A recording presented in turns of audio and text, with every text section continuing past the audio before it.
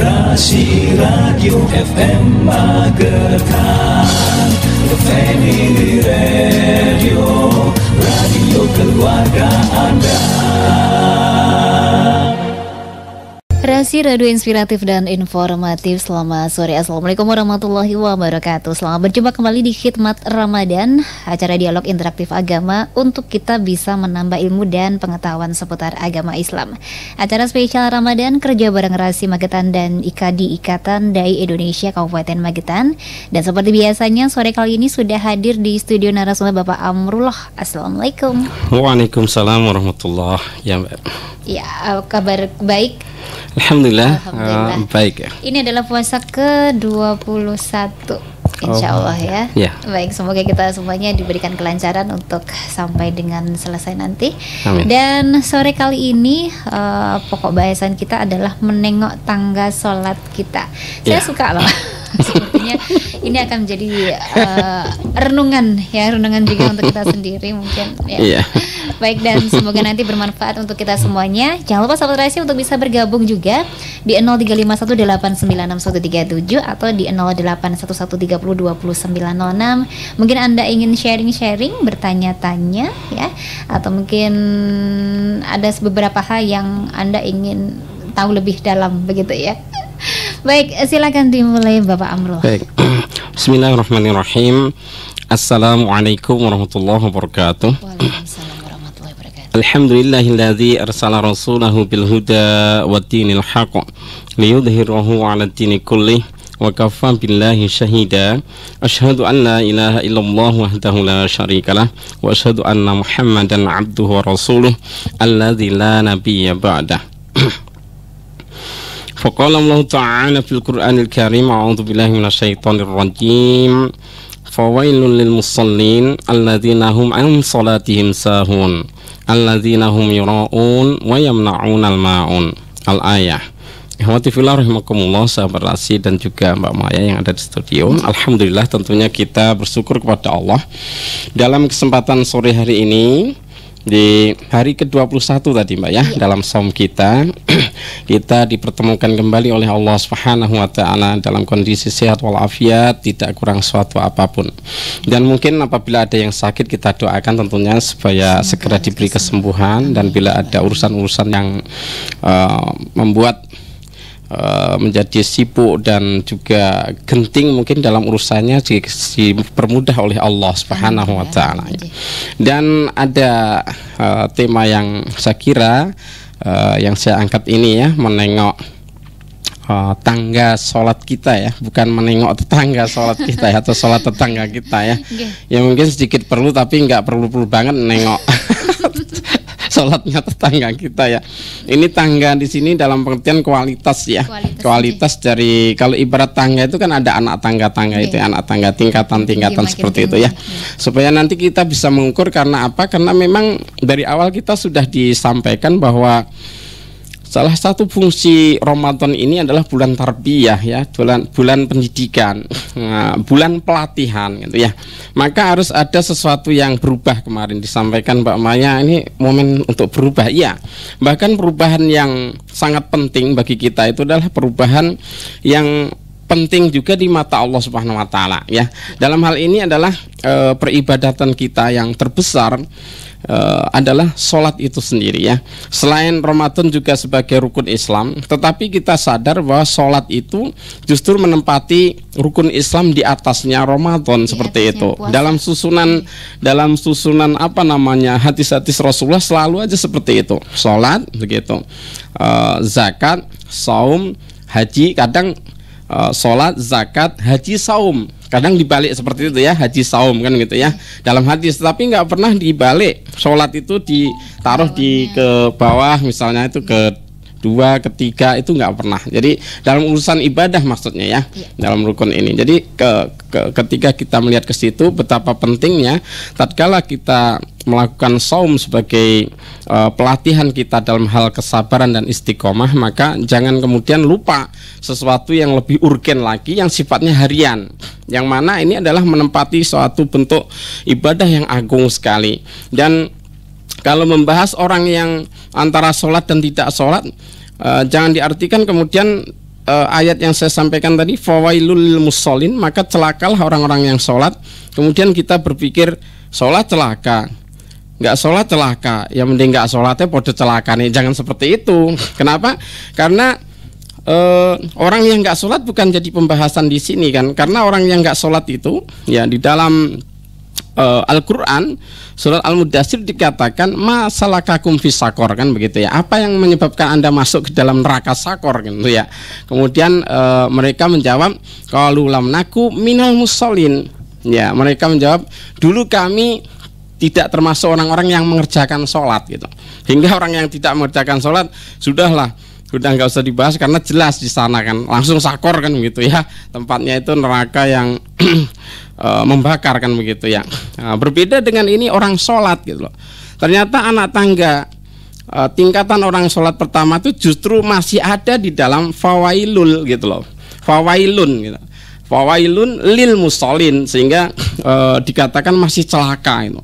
Bahkan fawail itu dikatakan neraka wel, maka neraka wel lah bagi orang-orang yang sholat kan gitu ya, dalam tanda kutip ya, sholatnya tadi. Kemudian terusannya kenapa alladzina hum an sholatihim sahun, yaitu lalai. Nah disinilah rupanya tangga pertama ya. Kadang kita berpikir lagi kok masih sholat. Iya, saya katakan seperti itu.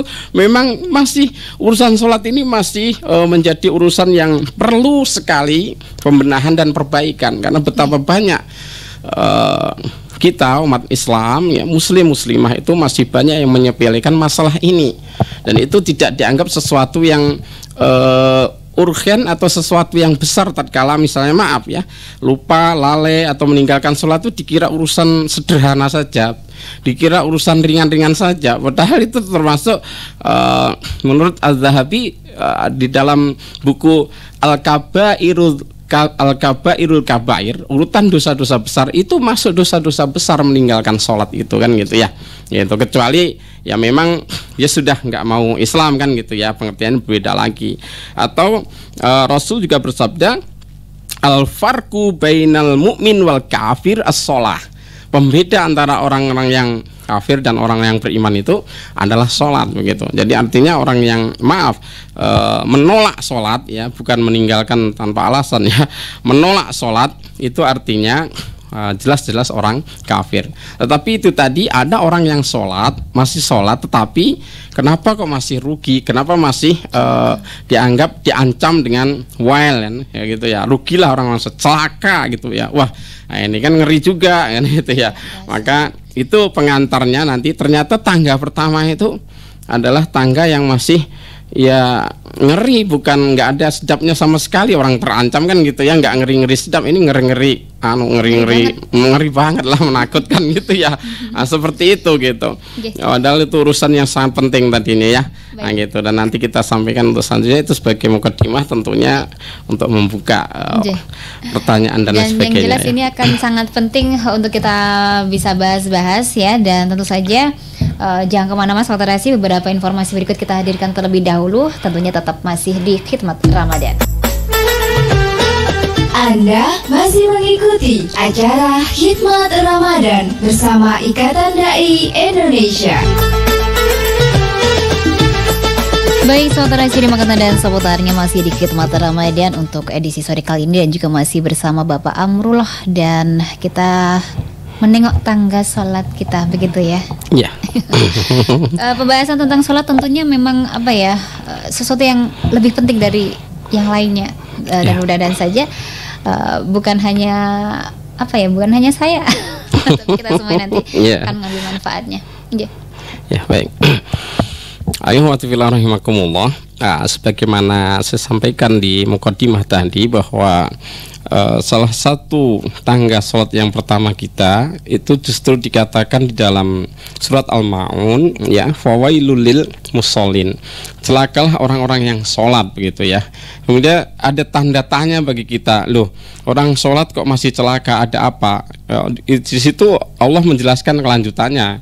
Kalau seandainya nggak dilanjutkan, memang boleh mungkin bertanya kita, kalau begitu ya buat apa sholat kan gitu ya. Sholat aja juga celaka, mending nggak sholat kan begitu ya.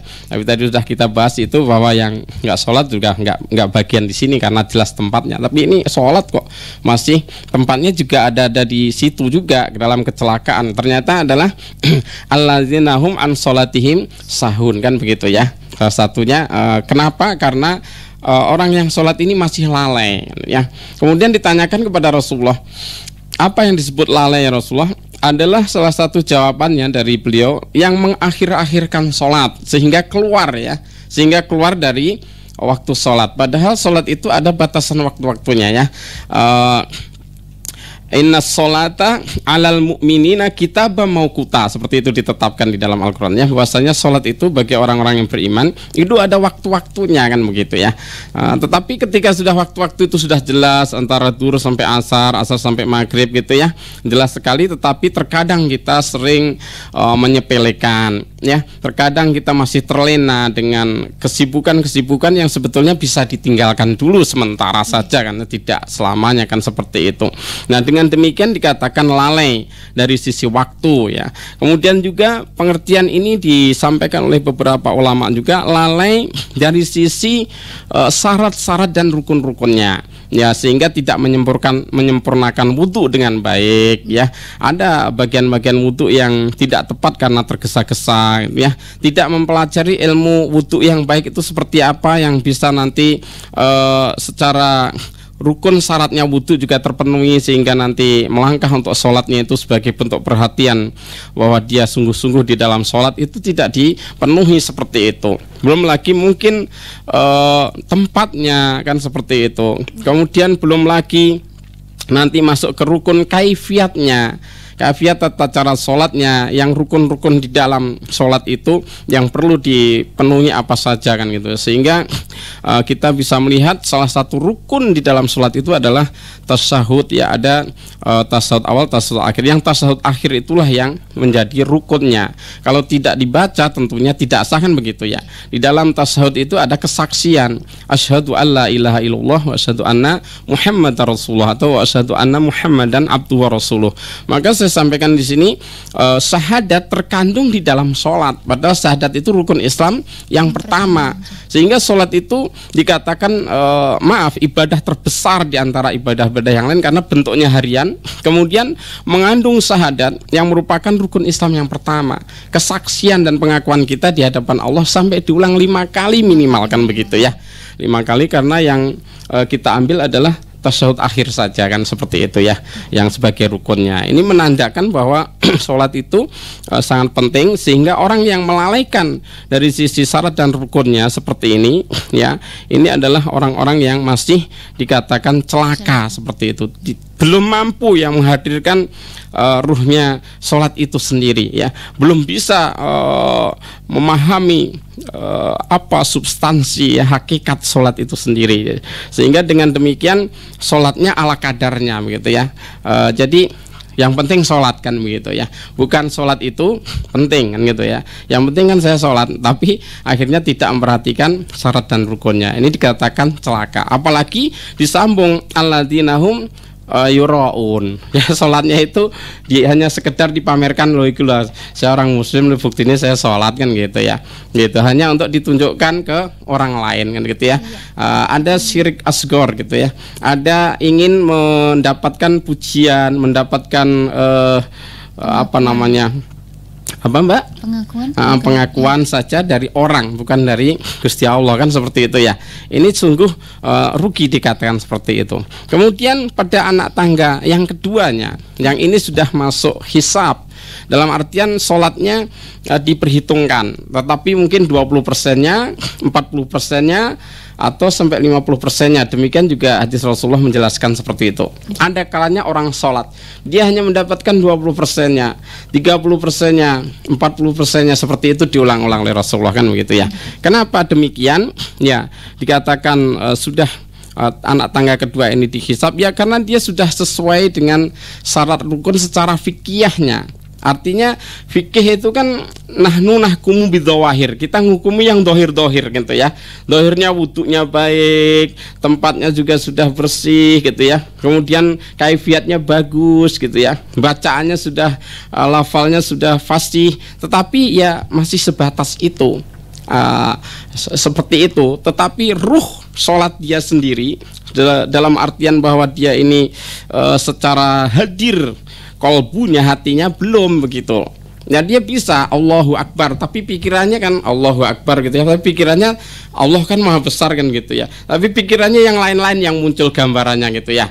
Mungkin tadi ketika dia masih ingat, masih bercanda dengan teman-temannya, ketika Allahu Akbar ibu-ibu, waduh mau hujan, aduh peme aku belum saya entasi, misalnya seperti itu ya. Aduh kengku piye ya gitu. Mungkin juga dilema sih kalau yang seperti itu, kayak terbersit begitu saja gitu ya. Iya. Maka dari itu akhirnya nanti ada tingkatan anak tangga yang ketiganya. Nah gitu, yang diampuni oleh Allah Subhanahu wa taala. Jadi sholat yang mendapatkan maghfirah, sudah mendapatkan ampunan. Selain dia secara fikihnya bagus, ya, syarat rukunnya terpenuhi, ya, hatinya hadir. Hanya saja kadang hilang, kadang balik, kadang hilang, kadang balik. Dan itu lintasan itu memang wajar, makanya diampuni oleh Allah. Selagi memang bisa menghadirkan hati ketika sholat, dia sadar bahwa dia dalam kelemahannya, bahwa dia seorang hamba menghadap kepada Allah, ya. Untuk bermunajat ya kepada Allah Subhanahu wa taala dengan menghadirkan seluruh hati dan jiwanya kan itu. Allahu Akbar, Allah Maha besar, betul. Dia bisa memaknai itu ya. Yang lainnya kecil, yang lain nggak ada apa-apa. Maka ketika kita sholat, kalau kita khusyuk, nggak ada yang nggak mau atau ada yang nggak terima kalau kita sholatnya khusyuk dan baik, yaitu setan itu sendiri kan gitu ya. Karena sudah berjanji la aghwiyannakum kulluhum ajmain, kami akan menyesatkan mereka semuanya kan begitu ya. Illa ibadaka minhumul mukhlasin, kecuali hamba-hambamu yang ikhlas. Maka ikhlas ini kan nggak bisa hanya sekali dua kali dilatih, bahkan kita bertahun-tahun mungkin kan gitu ya. Tetapi itu pun dengan stabil, istiqomah untuk terus meningkatkan kualitas, tentunya kan seperti itu. Apalagi di bulan Ramadan ya, yang semangat motivasinya kuat, sehingga kita perlu meningkatkan itu, mendongkrak kualitas sholat kita ya, dengan mungkin berjamaah, dengan semangatnya, daripada dilipat gandakannya pahala dan sebagainya, dan janji-janji Allah yang setan diikat dan sebagainya, kesempatan untuk kita untuk lebih khusyuk. Hingga tingkatan yang ketiga ini dianggap orang yang mendapatkan ampunan dari Allah. Kenapa?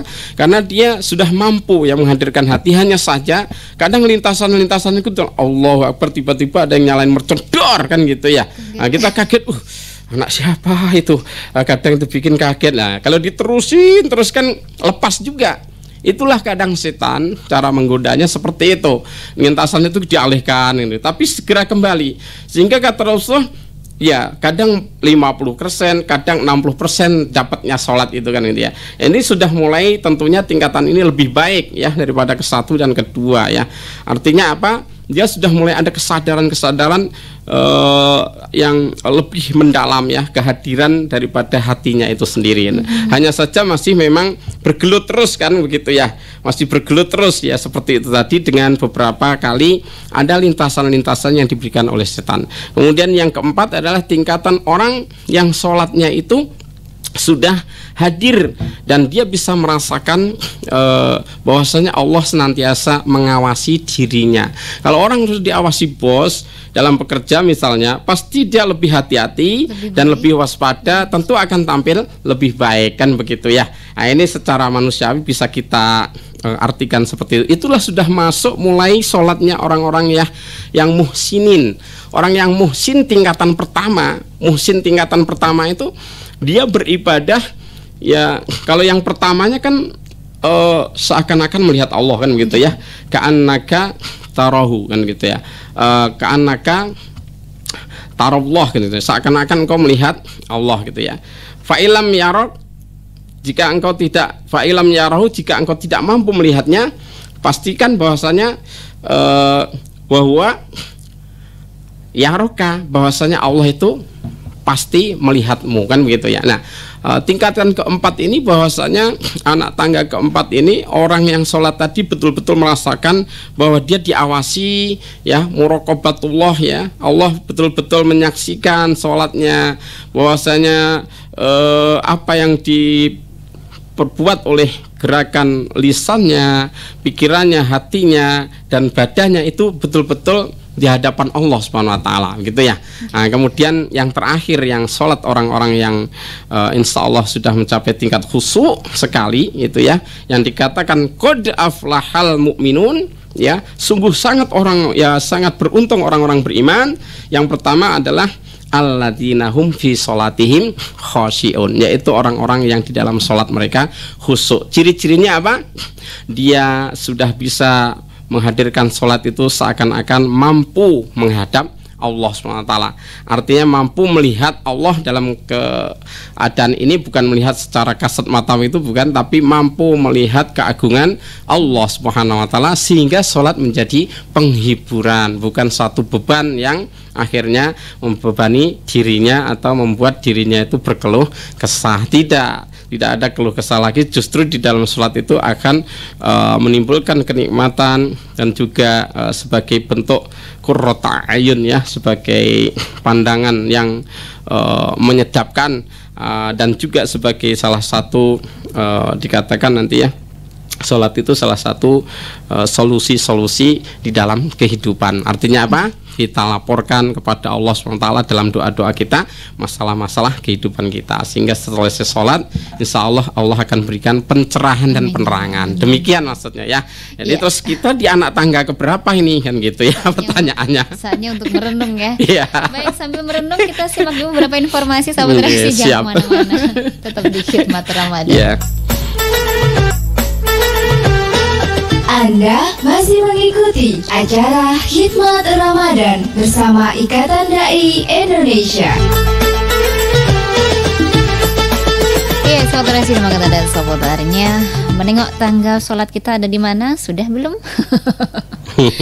Sebenarnya kalau saya gini, Ustadz, apa ya? Ada pernah berpikir, dan di situ saya pikirkan apa ya, kalimat, saya membaca kalimat lalu saya pikirkan, jadi sholat itu jangan kusyuk, nanti gangguannya berat gitu. Jadi biasa aja gitu. Pendapat saya seperti apa? Ya, maksudnya kita memahami kata khusyuk itu dulu juga. Khusyuk bukan berarti kontemplasi hilang, nggak sadar semuanya, enggak. Tetap aja maaf ya, kekhusyukan Rasulullah itu sambil melihat, membuka mata, kalau ada, maaf nih, kalau jengking lewat juga tahu, ada orang yang ngetok pintu juga kedengar, kan begitu ya. Nah gitu. Tetapi dalam artian kalau ada tadi itu mendengar anak kecil nyumet mercon, dor, mercon, atau petir jeger yang mengagetkan kita, petir, kan gitu ya. Secara logika pasti kita akan mengatakan dalam hati, petir, kan begitu ya. Itu bukan mercon, petir itu, kan gitu. Kalau mercon, dor, kemudian kita ikuti anak sopo, ya Allah, anak wong sholat. Nah itu akhirnya kita betul-betul terlena, akhirnya terbawa oleh godaan yang sebetulnya kecil tadi gitu. Tapi kalau kita segera kembali fokus dalam artian kembali kepada makna bacaan, pertama seperti itu saja, sebelum lebih jauh ya dari makna bacaan itu kan ada substansi ya nantinya, hakikat itu sholat itu sendiri, kan gitu ya, gitu secara keseluruhan. Tetapi dalam pengertian ini sekali lagi khusyuk ya bukan berarti hilang atau kontemplasi ya. Khusyuk, Rasulullah pernah menggendong cucu-cucunya di dalam sholat, dan itu tidak menghilangkan rasa khusyuknya gitu ya. Bahkan beliau sholat itu lama dalam sujud. Kenapa? Setelah para sahabat selesai bertanya, kenapa ya Rasulullah Anda sujudnya lama? Apa ada tambahan pensyariatan sholat? Oh tidak, tadi itu cucu saya naik di atas pundak saya, sehingga saya biarkan sampai dia puas menaiki saya itu sampai selesai, baru saya bangun. Jadi betul-betul tidak ada masalah apa-apa, katanya seperti itu. Nah, seperti itu. Jadi kalau Mbak misalnya khusyuk dalam sholat kemudian ingin mengartikan dari lafaz-lafaz dan bacaan, itu sudah mulai benar dari sisi yaitu pengertian khusyuk minimal salah satunya menyelami poin-poin bacaan. Sekarang kalau dibalik, kita membaca tanpa tahu makna, apa namanya? Membaca saja, atau maaf bahasa lebih sadisnya ngigo kan, ngomong nggak tahu artinya, deleming kan gitu ya sebetulnya. Masih banyak yang ngigo kita dalam sholat berarti ya, karena belum tahu maknanya. Minimal makna garis besarnya ketika membaca Subhana rabbiyal a'la wa bihamdih misalnya begitu ya, tahu maknanya enggak, tapi apal-apal ya, sekedar apal saja. Maaf loh ya, beo juga kalau diajarin apal beo, burung beo maksudnya gitu ya. Ya, tapi kan nggak pernah tembus, nggak pernah paham yang dimanakan. Maka ketika dalam belajar kekhusyuan ini ya betul membaca sambil memaknai arti-artinya itu kan gitu ya. Karena memang menjadi syarat ataupun ketentuan di dalam agama kita, sholu kama ra'aitumul sholli, salatlah kalian semuanya seperti aku salat. Dan salatnya Rasul itu berbahasa Arab kan, Allahu Akbar, Allahu Akbar. Kita seluruh dunia sama ya, disamakan dalam satu akidah dan dalam satu ibadah, yaitu salah satu bentuk keindahan Islam ya, di mana-mana sama kan. Tetapi yang akhirnya kita dituntut adalah kita meruntut dan menuntut ilmu supaya paham dari apa yang diucapkan itu ya, terutama dalam sholat ini. Gitu kira-kira Mbak ya. Nah, gitu. Monggo, kita langsung ke kesimpulan saja. Ya, baik. Sehingga level keempat dan kelima tadi itu adalah tingkatan sudah sebagai orang-orang muhsin, orang yang ihsan, dikatakan seperti itu. Apa itu al-ihsan? Ketika Rasulullah ditanya oleh malaikat Jibril, tatkala terkenal dengan hadis Jibril ya, hadis Jibril yang mengajarkan tentang ajaran pokok-pokok agama, beliau menjawab, anta abudallah, engkau beribadah kepada Allah ka'annaka tarahu, seakan-akan engkau melihatnya Allah ya, seakan-akan gitu ya. Fa in lam takun tarahu, dan jika engkau seakan-akan tidak bisa melihat Allah ya, fa innahu yaraka, maka pastikan sesungguhnya Allah itu melihat Anda. Jadi dikatanya keempat, sesungguhnya Allah melihat Anda, itu yang keempat. Adakah sudah sampai kita ketika menghadap Allah, atau masih dalam pertempuran sendiri dalam batin kita dengan maaf ya, bisikan-bisikan setan dan sebagainya ya gitu ya. Apakah masih sibuk dengan seperti itu kan gitu ya.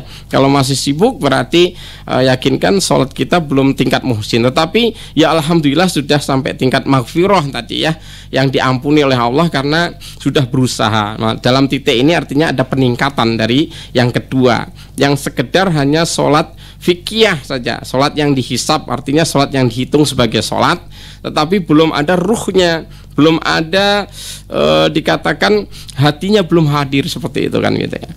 Gitu. Kemudian naudzubillah, tentunya kita berlindung diri kepada Allah dari tingkatan sholat yang pertama, sholat yang masih lalai dari segala bentuk syarat rukunnya, bacaan-bacaannya terlewat ya, sehingga sholatnya maaf ya, kata Rasulullah seperti burung gagak mematuk-matuk, ya Allah Akbar, Allah Akbar, Allah Akbar, Assalamualaikum, Assalamualaikum. Ada di YouTube itu tarawih seperti itu ya, tanpa ini ya, terus terang ya kita harus mengkritik ya untuk mengadakan perbaikan ya.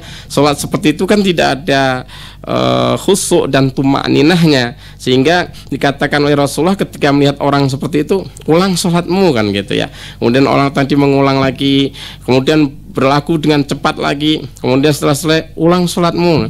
Kata orang tadi akhirnya, bagaimana ya Rasulullah sholat yang benar itu? Maka jika engkau takbir kemudian rukuklah dengan tenang ya, minimal dengan tasbih 3 kali kan begitu ya. Kemudian sami Allah, tegaklah dengan tenang gitu ya, sami Allahu man hamidah, Rabbana lakal hamdu, seperti itu dan seterusnya dan seterusnya. Itulah sehingga Imam Syafi'i menjadikan tumakninah adalah rukun sholat, tumakninah ketenangan itu, sehingga tidak ada tumakninah di dalam kecepatan, sehingga itu pasti batal seperti orang yang dikatakan suruh mengulang tadi. Begitu kurang lebihnya. Sehingga pentingnya sholat ini yang akan menjadi standar dan awal sekali yang akan ditimbang di yaumul hisab nanti. Mudah-mudahan kita di bulan Ramadan ini mau memperbaiki sholat kita, sehingga dengan ukuran standar sholat yang baik, yang lain seakan-akan dianggap beres. Begitu dalam timbangan sana. Kalau sholat kita belum beres, yang lain dianggap belum beres juga. Berarti kuncinya adalah sholat ya, gitu ya. Semoga dijadikan oleh Allah menjadi orang-orang yang menjaga sholat kita. Alladzina hum fi sholatihim khashi'un. Kemudian walladzina hum fi sholatihim yuhafidun, menjaga, seperti itu. Sehingga bagi orang-orang itu ulaika fi jannatim mukramun, dan orang-orang yang melaksanakan sholat dengan baik itu akan ditempatkan di tempat yang mulia, yaitu jannah al mukramun, jamah yang surga yang penuh kemuliaan. Gitu harapan kita, Mbak ya. Demikian yang bisa saya sampaikan, semoga mengingatkan diri saya sendiri dan panjenengan semuanya. Mungkin saya tutup dengan salam dulu, Mbak ya. Baik, kita akhiri wabillahi taufiq wal hidayah. Wassalamualaikum warahmatullahi wabarakatuh. Waalaikumsalam warahmatullahi wabarakatuh. Terima kasih sahabat Rasi untuk kebersamaan Anda di khidmat Ramadan edisi hari ini. Semoga apa yang kita sampaikan nanti tadi bermanfaat untuk kita semua. Insya Allah bisa ketemu lagi di esok hari di jam yang sama, di acara yang sama. Selamat sore semuanya. Wassalamualaikum warahmatullahi wabarakatuh. Terima kasih, baru saja Anda ikuti Khidmat Ramadan. Acara ini dipersembahkan oleh Radio Rasi FM Magetan dan bekerja sama dengan Ikatan Dai Indonesia Magetan.